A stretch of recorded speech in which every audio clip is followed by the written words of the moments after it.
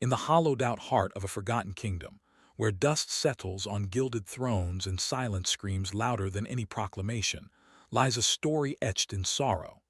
It is a tale of a crown not worn, but wielded like a weapon, and of the family it broke upon its jagged peaks.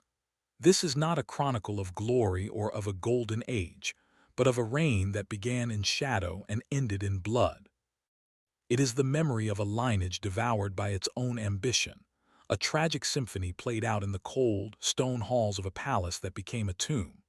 The wind that whispers through its broken archways carries the names of a king who desired an empire, a queen who sought only solace, and a princess born to a destiny she could never escape. Their ghosts still walk the battlements, forever bound to the tragedy they authored, a warning that the heaviest crowns are not made of gold, but of regret. The man who would be king was not born to the purple. He carved his path to the throne with a sword forged in resentment. King Alaric was a tempest of a man, his ambition a fire that consumed reason and warmth alike. He saw the world not as a kingdom to nurture, but as a map to be conquered, each territory a new jewel for the crown he coveted. His ascent was a bloody affair, a grim tapestry of broken oaths and fallen lords. When he finally placed the cold circlet upon his brow, it did not feel like a divine right but a conquest. The throne room, once a place of justice, became his war room. He trusted no one, for he knew the hearts of men who hunger for power. He saw loyalty as a currency to be spent and betrayal as a tool to be sharpened. The king's heart was a fortress, and its gates were sealed long before he met the woman who would be his queen, long before he fathered the daughter who would become the final, tragic piece in his devastating game. Into this court of whispers and steel walked Queen Isolde, a princess from a distant land, her hand in marriage the final seal on a fragile treaty. She was beautiful, but her beauty was a porcelain mask, hiding a spirit already weary of the world. Her arrival was meant to soften the king's brutal image, to lend an air of legitimacy to his blood-soaked reign. But King Alaric saw her not as a wife, but as a pristine vessel for his legacy, a womb from which a dynasty would spring. The queen found herself in a gilded cage, her every move scrutinized, her ladies-in-waiting nothing more than spies. The palace was a labyrinth of cold glances and colder stone, and the king's chambers were the frostbitten heart of it all. He gave her jewels to adorn her neck, but never a gentle word to soothe her soul. She was the queen, an object of state, a silent partner to a man whose love was reserved solely for the crown that rested so heavily on his head. The birth of Princess Ilara should have been a cause for celebration, a sign of spring in the kingdom's long winter, a daughter, with the king's fierce eyes and the queen's ethereal grace. But for King Alaric, her arrival was merely the first step in a grander design, another piece moved upon the board. For Queen Isolde, however, the child was everything. The princess was the one pure thing in a world of corruption, a tiny anchor in the swirling vortex of courtly intrigue. She held Ilara in her arms and saw not a future monarch, but a fragile soul she had to protect from the encroaching shadows of her father's heart. The kingdom celebrated the birth of the princess, but within the palace walls, her cradle was rocked by an uneasy silence. The king saw a bloodline secured, the queen saw a heart she might lose, and the infant princess slept, blissfully unaware that her first breath was but the opening note of a tragedy. As the years passed, the palace itself seemed to curdle. Sunlight struggled to pierce the high, narrow windows and shadows clung to the corners like old cobwebs. Whispers became the true language of the court, slithering from servant to nobleman, carrying tales of the king's growing paranoia. He saw assassins in his own guard, traitors among his most trusted advisors. The queen, once a silent observer, became a ghost in her own home, flitting through corridors with a quiet dread that settled deep in her bones. She watched King Alaric's obsession with power warp him into a creature of pure, cold ambition, and she watched her daughter, Princess Ilara, grow up in this suffocating atmosphere. The princess was a lonely child, taught that her lineage was a fortress, when in reality it was a prison. The darkness of the king's soul was a poison, seeping through the stone and tainting everything, most of all, the innocent love between a mother and her child. The king's ambition was a bottomless abyss. His kingdom was not enough. He yearned for an empire that would make the gods themselves tremble. He summoned soothsayers and mystics, seeking validation for the dark crusade brewing in his mind. In the dead of night, an ancient oracle delivered a prophecy, a blood-soaked promise of eternal dominion. It spoke of a sacrifice of the highest order, a price that would guarantee his name would be etched into the very fabric of history. King Alaric accepted the terms without hesitation. He began to look upon his own family with a chilling detachment. The queen was a means to an heir, the princess a tool for his ascension. He spent his days poring over maps, his nights consulting with shadows, planning a conquest that would stretch to the ends of the earth, funded by a cost so terrible, no one in the kingdom could have possibly imagined it.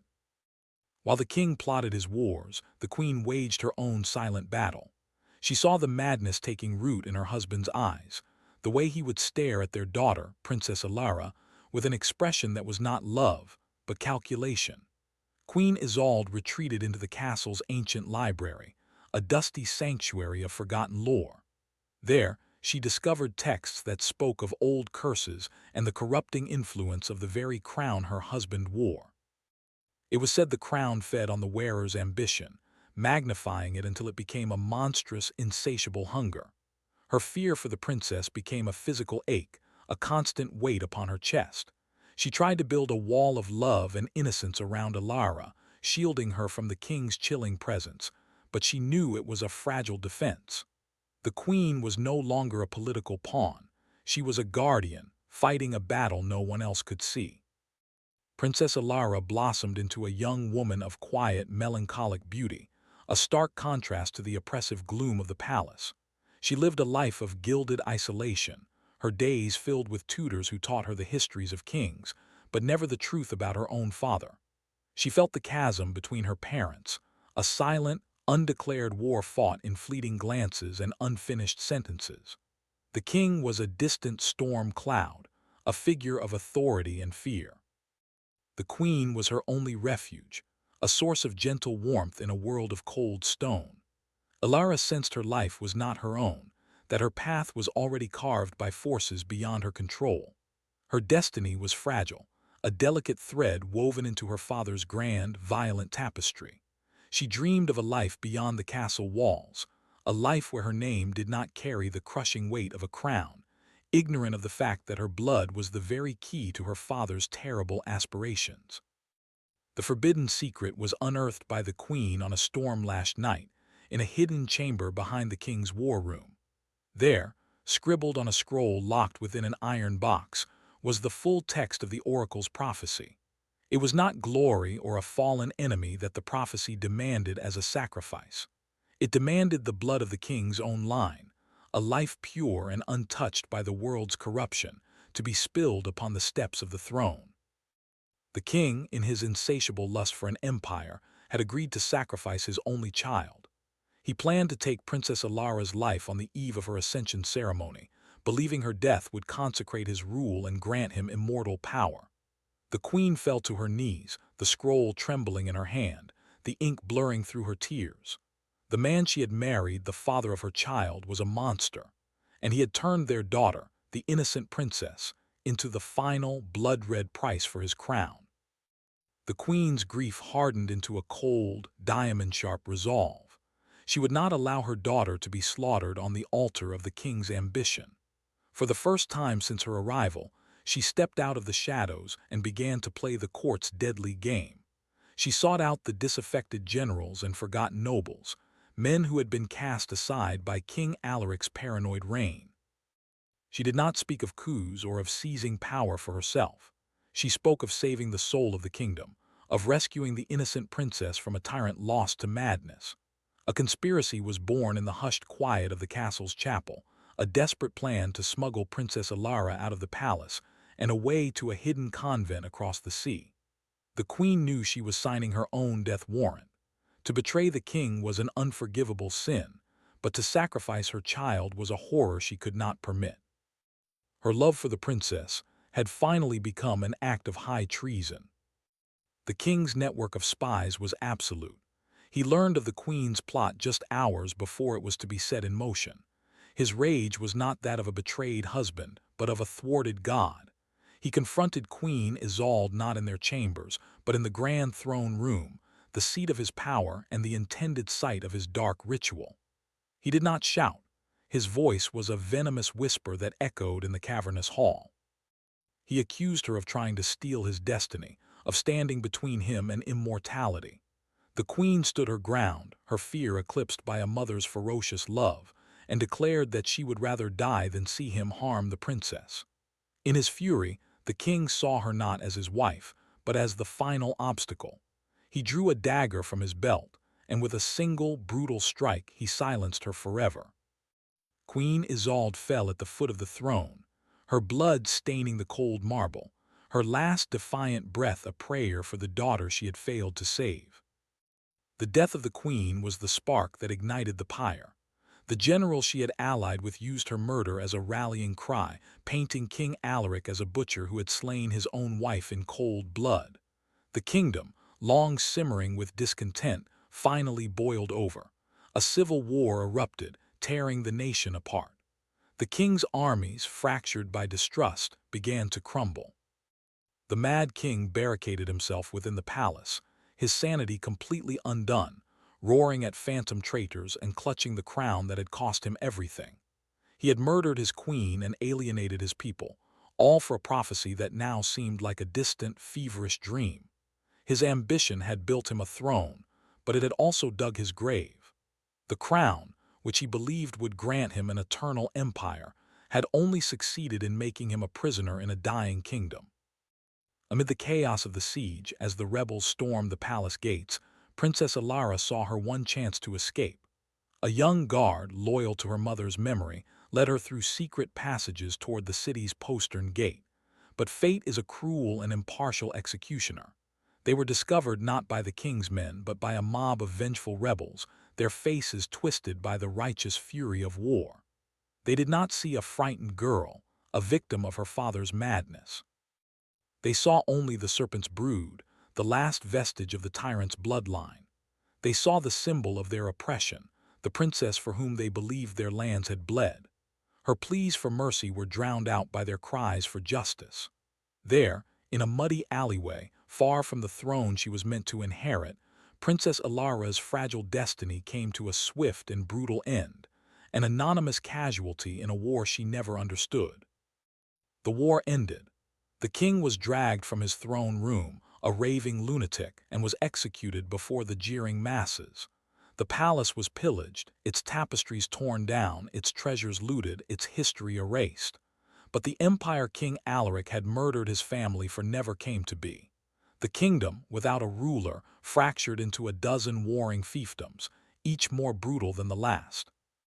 The great throne, stained with the queen's blood and cursed by a broken prophecy, was left to gather dust in the ruins of the castle. No one dared to claim it. The crown itself was lost, rumored to have been melted down or thrown into the sea, its dark hunger finally starved. The land Alaric had sought to immortalize was left a barren wasteland, poisoned by the memory of his reign and the ghosts of the family he had so utterly destroyed. Centuries later, the story is told only in whispers, a cautionary tale for those who would confuse power with greatness. The ruins of the palace stand as a monument to a hollow victory. They say that on the coldest nights you can still hear the echoes of the past, the despairing cries of a mad king, the mournful weeping of a murdered queen, and the faint, terrified gasp of a lost princess. The crown did not just rest upon a head, it burrowed into a soul, consuming its wearer from the inside out. It devoured a king, a queen, and their child, leaving nothing behind but a blood-stained legacy and a throne of sorrow.